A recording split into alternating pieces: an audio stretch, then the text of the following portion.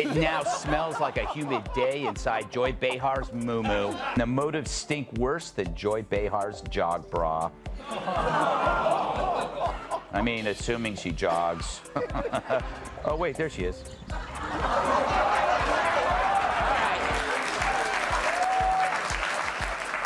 She has a point. Maybe I am obsessed, but some people are obsessed with Bigfoot, and they don't get to see him on TV every afternoon. And if they did, could they tell the two apart? I don't know. Joy Behar just stepped into a comedy crossfire. On one side, Bill Maher with his razor-sharp wit, and on the other, Gutfeld bringing the energy of a hypercharged stand-up set. What happens when these two team up? A full-on comedic takedown. Spoiler alert, Joy's confidence didn't exactly leave unshaken. If you've ever wanted to witness a roast so intense it felt like it needed a warning label, buckle up, because Maher and Gutfeld just turned Joy's entire viewpoint into a setup for punchlines. Let's get into it. By the way, out there, that hat that you keep wearing, that red hat that says "Make America Great Again," that tells people that you go along with this. So you might as well just put a swastika on the hat. Don't do that. Don't do that. Because we see it anyway. I'm not going to defend Donald Trump ever, but I would never say that we should put the swastika on the cap, because I think you can hate Donald Trump. You can't hate everybody who likes him. It's half the country. I don't want to live in that country. I don't want to live in the country where I hate half the country, and I don't hate half the country. How dare you disagree? There are three things in life that feel nearly unavoidable: death, taxes, and Joy Behar squeezing her opinions into daytime TV like a retired drama coach who just found social media.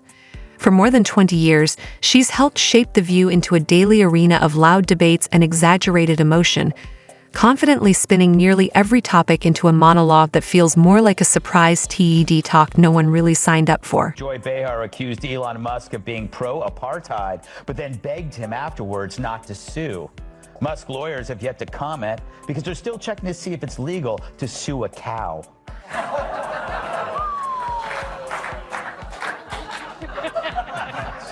Shots fired. Just a legal question. I don't know why it's so upsetting. I don't make the rules in this country.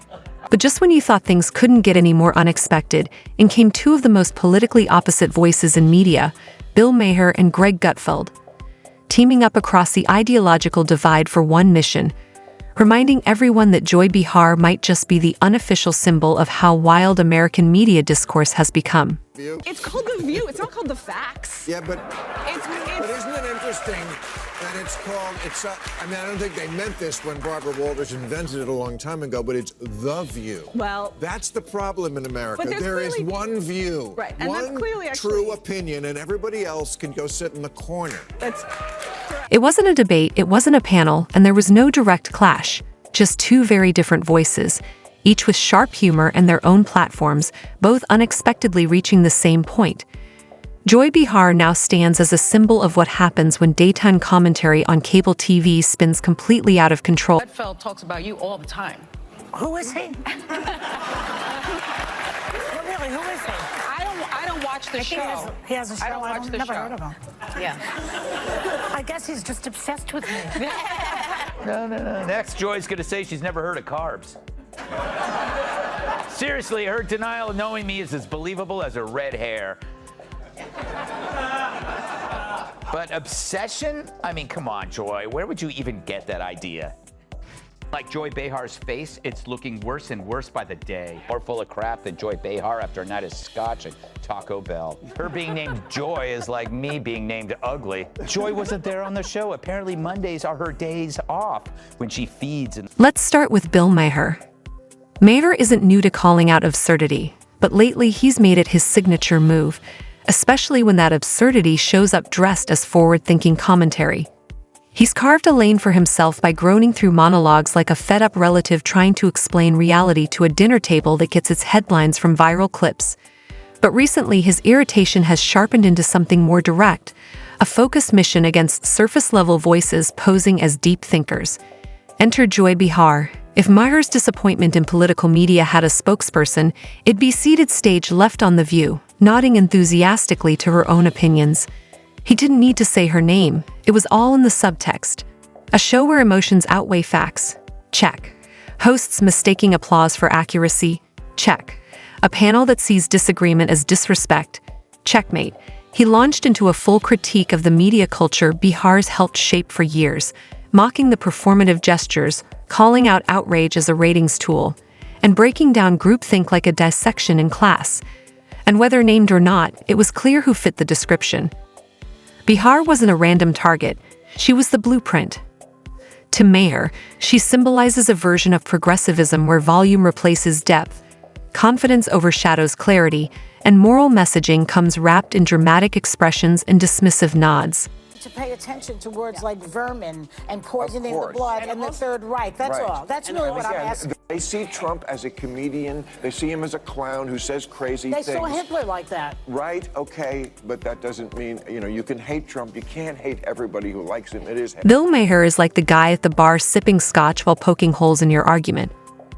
Joy's the one jumping on the table to declare she's speaking on behalf of everyone. And Maher doesn't hold back.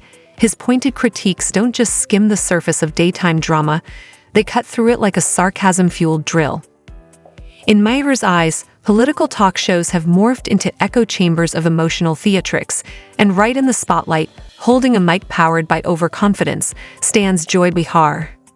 Now if Maher is the disenchanted liberal jotting down critiques in the margins, Greg Gutfeld is the witty back-row student sketching exaggerated cartoons of the teacher, and those cartoons are now pulling primetime ratings.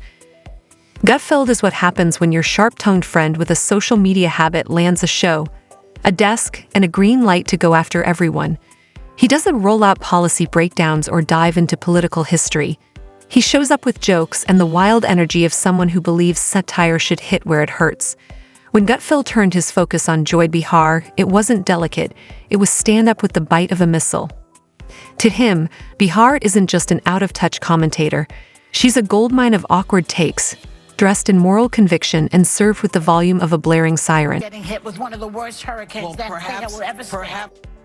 But she should know. Does anyone remember that time when she got carried away by Hurricane Sandy? Take a look.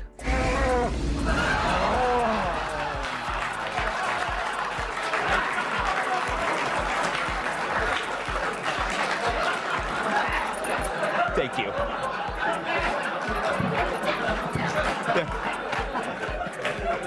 Where Maher critiques Behar for what she symbolizes within liberal circles, Gutfeld mocks her as a creation of media elitism, someone who graduated top of the class from the Academy of Interrupting Guests. He doesn't use fancy metaphors, he just highlights the ridiculous moments and laughs until everyone else does too. Watching Gutfeld take apart one of Behar's monologues with all the finesse of a dizzy juggler, it's clear this isn't about balanced discussion, it's cheerful destruction. He paints her as a throwback to a network TV confused being loud with being insightful. To Gutfeld, Behar's takes are the brain power version of a toddler smashing piano keys, noisy, messy, and technically still sound if you try really hard to justify it. And here's the kicker, Maher and Gutfeld didn't plan this. They're not allies. They probably steer clear of each other at an event. Yet somehow they both reach the same verdict without even comparing notes. Joy Behar is the art piece of confused commentary, built slowly over time, packed with flair, but way too overvalued. Both saw the same issues, confidence disguised as clarity, outrage replacing actual debate, and curiosity thrown out the window, but they reached that point from opposite directions. And finally, new rule, stop saying that Whoopi Goldberg getting yanked from The View right after she attacked me on The View is karma. There's no such thing as karma, sorry. Sorry, but life is random. The only word to describe it when a big game hunter gets trampled by an elephant and then eaten by lions is hilarious. Maher dismissed her as a prime example of where performative progressivism can go off the rails, while Gutfeld painted her as the outtake reel of broadcast journalism. In a strange way, it's almost poetic. Two TV personalities from totally different ends of the spectrum both agreeing that Joy Behar wasn't a hill worth defending. Instead, they turned her into a living metaphor, spinning and swinging with no blindfold necessary. And while Behar didn't hit back, she didn't have to. The point had already landed. This wasn't some loud media spat, it was reality quietly delivering a punchline. Maher rolled his eyes through a whole worldview, Gutfeld chuckled his way through a made-for-TV persona, and in the center was Behar, reluctantly headlining a comedy special neither side paid for. The timing couldn't have been more perfect or more awkward, depending on your sense of humor. As public debate continues to lose depth in favor of viral simplicity, the last thing the conversation needed was someone shouting into the noise, armed with applause and coffee mugs. Yet there she was, embodying everything Maher critiques and Gutfeld pokes fun at. It's like a cartoon character wandered into a documentary and insisted on staying. Maher laid out his case like a professor who's finally run out of patience. Gutfeld dropped in, knocked over the podium, and cracked a joke. And somehow they both revealed the same uncomfortable truth. Talking about refusing to share a kidney. I could be friends with a Trump supporter. I won't give them a kidney, but I could be friends with them. Hey, Joy, it's a kidney, not a pizza. Of course, she's kidding at first, but then she goes on to explain the moral foundation for her resentment, and it's the same one that drives all deadly ideology. Joy Behar is the political pundit version of a laugh track, there to cue the audience when they're supposed to care, even when the content falls flat. And make no mistake, this isn't personal, it's cultural. Joy Behar isn't just herself. She's a symbol, the echo of a media era where shouting was mistaken for courage and subtlety was pushed off stage. She's the grand finale of a fireworks show that ran out of spark long ago, but kept going anyway because someone forgot to hit the off switch. What makes it worse, or better for comedy, is that Behar seems completely unaware of the confident vibe she gives off, like a scented candle at a yoga retreat. That's exactly what Maher and Gutfeld roast. The idea that being loud and repetitive somehow means you're informed, the belief that a TV platform equals intellectual clout, and the total lack of self-awareness that makes it all unintentionally hilarious.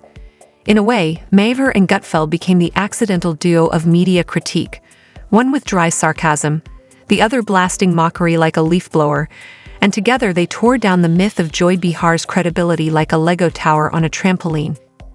Maher didn't even need to say her name. His critique of shallow punditry was specific enough to wear a red wig and ask for another round on gun control. If The View is your favorite show, you might be a little slow. Yes, it's time for Our View on The View. very serious music. They love to play the race card because logic for them is... Gutfeld, on the other hand, didn't hold back. He threw sharp satire with the joy of someone who knows they'll never get invited to brunch with the View crew, and honestly prefers it that way. What makes this roast worth watching isn't just that Joy Behar got metaphorically crushed by two guys who'd rather wrestle porcupines than agree on dinner plans.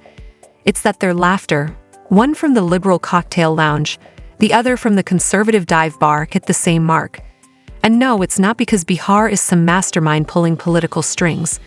She's the walking, talking example of a cultural echo chamber that thinks being self-righteous is a personality trait. The View has turned less into a talk show and more into group therapy for the chronically overconfident. Joy doesn't debate, she declares. She doesn't question, she proclaims. It's like a televised shrine to unfiltered opinions wrapped in smugness. That's what Maher was rolling his eyes at from his perch of long monologues, and what Gutfeld was mocking with a grin from his satire corner. I got so many texts this week because she attacked me the week Yeah, before. sure. So everybody was like, oh, Bill, I get you're enjoying the karma. First of all, I'm going to talk about this at the end of my show next week, teaser. But there is no fucking thing as karma, okay? Get over that. Whoopi attacks me on a regular basis. She says stupid shit on a regular basis. They just happen to coincide. And the best part, they aren't even in the same ideological lane, yet both spotted the same problem: the decline of honest conversation under a flood of empty applause. Joy Behar isn't just a panelist. She's the symbol of an era where loud equals smart and having a platform means you're automatically an expert. When both Maher and Gutfeld sharpen their comedic tools on the same target, you know the issue isn't political, it's cultural fatigue. Shows like The View exist in an echo chamber so closed even their Wi-Fi has opinions. They preach to the choir with such intensity the Troyer wishes for subtitles. They've turned talk into karaoke, repeating the same tunes with just enough attitude to seem fresh. Meanwhile, the studio audience claps like trained seals at every preachy hot take. while the rest of us watch like it's a nature doc on delusion. That's the real punchline Maher and Gutfeld delivered. Comedy still has the courage to call out the ridiculous, even when it's polished and under studio lights. Maher brought the dry, witty critique. Gutfeld showed up with wild energy, and Joy Behar, she brought whatever sound happens when self-importance meets overdue reality. So maybe this wasn't about owning one side or the other. Maybe it was about reminding us that comedy is the one place nonsense, no matter its political jersey, gets knocked down with a laugh and sent back behind the scenes. And in a world that can't even agree on the date, we can still unite over one truth. Joy Behar's latest take was once again hilariously facepalm-worthy. But here's the twist. They weren't trying to humiliate her, really. They were making points, cracking jokes, and Joy just happened to be the punchline hiding in plain sight. It's like realizing the main character of a sitcom you secretly watch is also writing the script. They didn't just roast her, they made her a symbol of what's gone wrong with political talk shows. So no, this wasn't a debate or confrontation. It was a masterclass in shared roasting, aired on 2 networks united by one theme. If Joy Behar is the voice of reason, we're all in trouble. Maher delivered the lecture, Gutfeld brought the popcorn, and Joy, she gave them the best material of their careers, without even knowing she was the joke. And that's what true bipartisan comedy